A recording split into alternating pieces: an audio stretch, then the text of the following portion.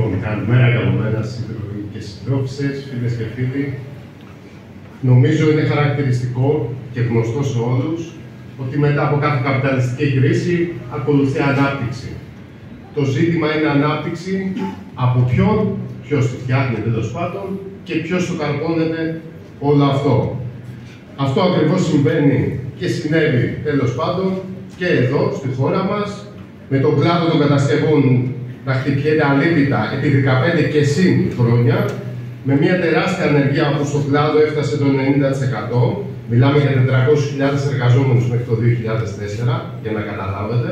Σήμερα αυτή τη στιγμή απασχολούνται 80.000 οικοδόμοι και περίπου 100.000 μηχανικοί σε χώρα τους άλλους υποκλάδους. Κρίση λοιπόν ξεκίνησε στον κλάδο μέσω μετά το λεγόμενο θαύμα, και εδώ όπως υπόθηκε, των Ολυμπιακών Αγώνων. Και σήμερα έχουμε φτάσει στο σημείο σκεπάρνια, μυστριά, μπουλντόζες, γερανοί, θα τα παρατηρείτε κι εσείς, τριγύρω, υπολογιστές στα γραφεία των τεχνικών εταιριών έχουν πάρει φωτιά. Για να δώσουμε μία τάξη μεγέθους και να κατανοηθεί, αυτό το θαύμα των Ολυμπιακών Αγώνων κόστισε 7 δις, που αφορούσε το Ολυμπιακό χωριό, όλα τα άλλα υπόλοιπα υποδομές, έργα, το μετρό, η τότε γραμμή και μια σειρά άλλα έργα τέλος πάντων, ακόμα δρόμους, η Αττική Οδός τότε.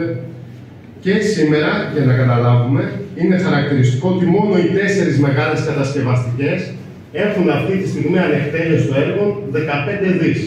Το διπλάσιο του τότε, βέβαια έχουν αλλάξει μετά από 20 χρόνια, προφανώς έχουν αυξηθεί μια σειρά και τα υλικά και μια σειρά άλλα πράγματα, αλλά για να δώσουμε τον τόνο. Μόνο οι 4.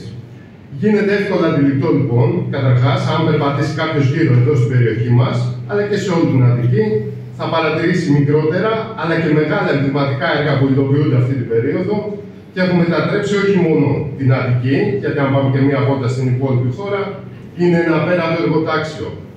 Εμβληματικά έργα που επιδιώκουν κεφάλαιο και το κράτος τους να μετατρέψουν την Ελλάδα σε διεθνή προορισμό τουρισμού μόνο για υψηλά όμως βαλάτια. Όπως είναι το έργο του ελληνικού, που μπορεί να σκεφτεί σε αυτά τα χιλιάδες στρέμματα, εάν υπήρχε άλλος σχεδιασμός, τι θα μπορούσαμε να φτιάξουμε, που τώρα γίνεται και οι βίλες κατά βάση, και μάλιστα άλλαξε και ο σχεδιασμός του έργου, ο αρχικός. Γίνονται περισσότερα σπίτια, γιατί έχουν πέρασει, βίλες βέβαια, όχι για μας, συν τον πύργο, τον οποίο έχουν βαφτίσει και αυτόν πράσινο πύργο, που είναι σε μπετό μόνο που έπεφτε 5 μέρες συνεχόμενα στα μάτια. 5 μέρες μπετό. Αυτός είναι πράσινος ο πύργος. Τέλος πάντων και μια σειρά, όπως είναι ανάταση του χώρου της Φυρκάλ, που θα μεταφερθούν τα Υπουργεία για να ανοίξει ο χώρος στο κέντρο της πόλης για νέες επενδύσεις και κέρδη στο τουριστικό και κατασκευαστικό κεφάλαιο. Η β' φάση που ξεκινάει τώρα του φαλερικού ορμού στο Δέλτα, εκεί στο Ίδρυμα Νιάρχος, που ξεκινάει σχετικά άμεσα και στο σχεδιασμό, εκτός από τα 1000 δέντρα που πλασάρουν, που είναι ο Φερετζές, για να μας δείξουν ότι νοιάζονται για το περιβάλλον, θα φτιαχτούν, προβλέπονται νέες μαρίνες για να βάζουμε τα σκάφη μας. Όλα αυτά λοιπόν, θυμόμαστε και την ανάπλαση στο κέντρο της Αθήνας, μην επεκταθώ, με αυτό που τελικά κατέληξε να είναι απλά ένα μεγαλύτερο πεζοδρόμιο, δαπανώντας εκατομμύρια από τις δικές μας τσέπες. Είναι δεδομένο λοιπόν όλα αυτά και καταρχήν οι εργαζόμενοι πληρώνουμε όλες αυτές τις δουλειές, κυριολεκτικά αυτές τις επενδύσεις, όλα αυτά τα έργα που γίνονται μέσα από το Ταμείο Ανάκαμψης, ευρωπαϊκούς και κρατικούς μηχανισμούς, που υλοποιούνται πάνω στην γη του ελληνικού λαού και των εργαζομένων εδώ και δίνονται επί παρά στους ομίλους. Ένα πάλι χαρακτηριστικό παράδειγμα είναι το ελληνικό που παραδόθηκε στους ιδιώτες, στο Λάτσι συγκεκριμένα, δεν θυμάμαι για 1 δις, δεν θυμάμαι πόσο το είχε κοστίσει. Αλλά και μέσα από χρήματα του ίδιου του ελληνικού και ευρωπαϊκού λαού, γιατί μιλάμε για ευρωπαϊκά προγράμματα, διαμορφώνονται μεγάλες επενδύσεις. Αφενός ο λαός υπερφορολογείται με έμεσους και άμεσους φόρους. Όλοι γνωρίζουμε ότι το 95% των εσόδων του κράτους προέρχεται από το λαϊκό εισόδημα, από το δικό μας δηλαδή, και όταν οι ίδιοι επιχειρηματικοί όμενοι, που αυξάνουν συνεχώς την κερδοφορία τους, ιδιαίτερα τα τελευταία χρόνια, προσφέρουν το λιγότερο από 5%. Επίσης, οι ίδιοι εργαζόμενοι στον κλάδο των κατασκευών έχουμε πληρώσει πολύ ακριβά αυτά τα έργα μέσα από ένα σωρό εργοδοτικά εγκλήματα, πολλές φορές και με το αίμα μας. Μόνο για φέτος, μιλάμε αυτά που έχουμε εμείς καταγεγραμμένα, σαν Ομοσπονδία και έχουμε μαθευτεί, για 38 νεκρούς στον κλάδο, Πέρυσι είχαν ξεπεράσει τους 60 και γενικά δυστυχώς έχουμε αυτή τη θλιβερή πρωτιά στις κατασκευές. Από την Ανατολή μέχρι τη Δύση του ηλίου να παίζουμε τη ζωή μας πολλές φορές κορώνα γράμματα. Μέτρα ασφαλείας και προστασίας υγείας των εργατών παραλείπονται μπροστά στη φούρια για να παραδοθούν τα έργα και το deadlines, όπως λένε, που μάθαμε και τα αγγλικά μας και εμείς. Την πληρώνουμε λοιπόν πολύ ακριβά, αφού εμείς που χτίζουμε αυτά τα έργα, εμείς που σηκώνουμε ολόκληρα μεγαθύρια, μαζί και όλος ο υπόλοιπος λαός, δεν έχουμε τη δυνατότητα με το τσακισμένο εισόδημα να ονειρευτούμε ένα σύγχρονο διαμέρισμα, να ονειρευτούμε ότι θα μπορούμε να εξασφαλίσουμε στην οικογένειά μας αυτό που λέει πάλι ο λαός, ένα κεραμίδι πάνω από το κεφάλι μας για να κοιμόμαστε τα βράδια. Ιδιαίτερα και μετά την ανάπταση ένα σωρό περιοχών, το κόστος για μια νέα κατοικία, είτε για νίκη είτε για αγορά, έχει εκτιναχθεί. Ακόμα και το κόστος επισκευής για όσους ήταν τυχεροί, σε εισαγωγικά τυχεροί, να το αφήσουν κάποιο σπίτι η δική του, είναι σχεδόν απαγορευτικό. Θα έχετε δει ότι τα προγράμματα εξοικονομώ, που στις σημερινές συνθήκες που η ακρίβεια τσακίζει το εισόδημα, το μόνο που κάνουν είναι να φεσώνουν για άλλη μια φορά τη λαϊκή οικογένεια με δάνεια, ενώ για τις τράπεζες και τα κοράκια αποτελεί ένα ακόμα επιπλέον πεδίο κερδοφορίας. Η σημερινή εκτόξευση των τιμών στις κατοικίες δεν αποτελεί ένα σημερινό έκτακτο φαινόμενο, αλλά είναι βασικό στοιχείο της λειτουργίας του συστήματος. Η κατοικία είναι εμπόρευμα, όπως υπόθηκε και πριν, και όπως όλα τα εμπορεύματα, η τιμή του μεταβάλλεται, και αυτό και στην κρίση ήταν πολύ χαμηλότερα, βέβαια και εμείς δεν είχαμε φράγκο επίσης τότε. Σε συνθήκες ανάπτυξης οικονομίας, πυροδοτείται η ζήτηση σε σχέση με την προσφορά. Η τιμή του οθείται προς τα πάνω και από την πολιτική βέβαια που ακολουθείται και στην Ευρωπαϊκή Ένωση, και οδηγίες της βεβαίως έρχονται εδώ και υλοποιούνται.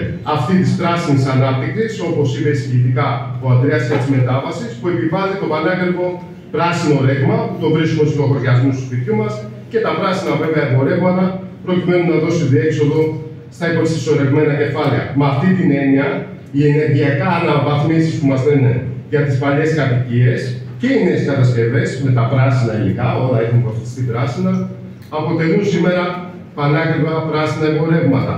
Να συμπληρώσουμε εδώ ότι οι τιμές κατασκευής καθορίζονται και από τους ομίλους δομικών υλικών, καθώς έχουν αυξηθεί περίπου στο 20% τα τελευταία χρόνια, ανεβάζοντας κι άλλο τις τιμές των κατοικιών. Και να ξεχωρίσουμε επίσης ότι η υποτιθέμενη πράσινη αναβάθμιση ενός διαμερίσματος, εδώ όλοι σε διαμέρισμα ζούμε, που είναι το 80 κατά βάση στην γειτονιά, 70-80, είναι κοροϊδία, όταν θα σκεφτεί κανείς ότι εμείς μπορεί να αλλάξουμε ένα αλουμίνιο, το δίπλα να μην έχει τίποτα, αλλά το δικό μας μπορεί να θεωρείται πράσινο αναβαθμισμένο κτίριο, και πολύ περισσότερο όταν τα πετά έχουν φτιαχτεί 60 και 70 χρόνια πριν, με το κίνδυνο σε ένα μεγάλο σεισμό, όταν τέλος πάντων δεν έχει θωρακιστεί όπως θα έπρεπε. Αυτοί που σήμερα λοιπόν τάζουν λύσεις στο εξημένο ζήτημα της στέγης, η ίδια από τη ΔΕΘ ο Πρωθυπουργός έκανε κάποιες δηλώσεις, είναι οι ίδιοι που κατάργησαν τον ΝΟΕ, που παρόλα τα εμπόδια που έβαζε η κυβερνητική πολιτική της εκάστοτε κυβέρνησης, μπορούσε και βοηθούσε εργαζόμενους για να αποκτήσουν στέγη. Η κατάργηση, το έλεγα, και η ανυπαρξία οποιασδήποτε στεγαστικής πολιτικής από όλες τις κυβερνήσεις από τότε μέχρι σήμερα είναι συνειδητή επιλογή για να μην δημιουργηθεί αυτό που λέμε το κατάλληλο πεδίο και να προσφερθεί η μεγάλη κινητή και ακίνητη περιουσία του ΕΚ για τη στήριξη και χρηματοδότηση μεγάλων κλιματικών συμφερόντων.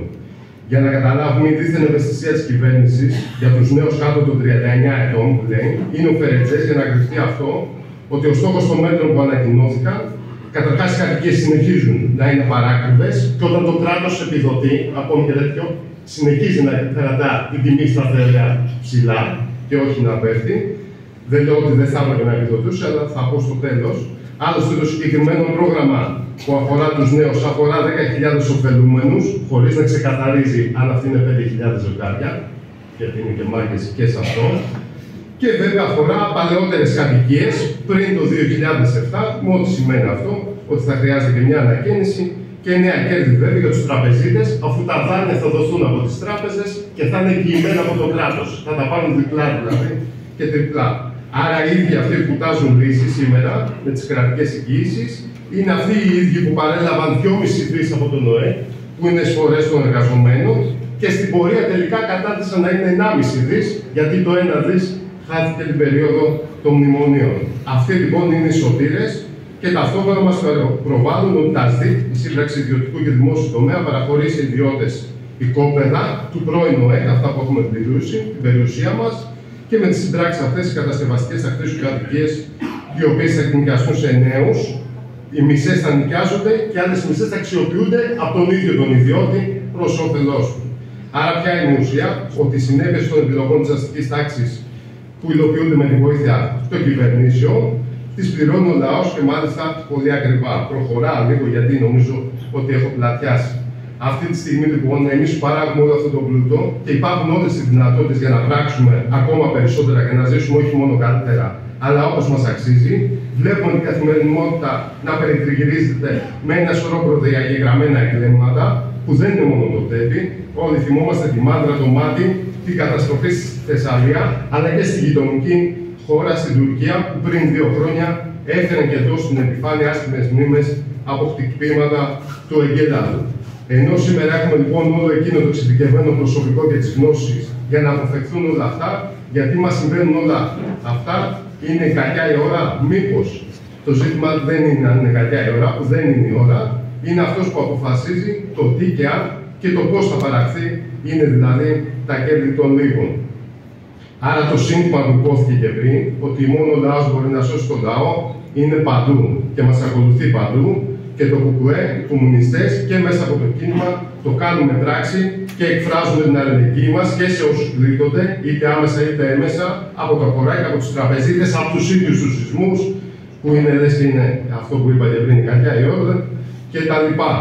Δεν πάει άλλωστε και καιρός που είχαμε στείλει μια τεράστια ελληνική βοήθεια άνω των 100 τόνων στη γειτονική μας χώρα, στην Τουρκία, πολύ περισσότερο που είχαμε στείλει όχι μόνο κομμουνιστές αλλά και άλλους φίλους, συνοδοιπόρους και μέσα από εκείνο μου άλλους εργαζόμενους να βοηθήσουν στη Θεσσαλία να εξελασπώνουμε εκεί τα σπίτια.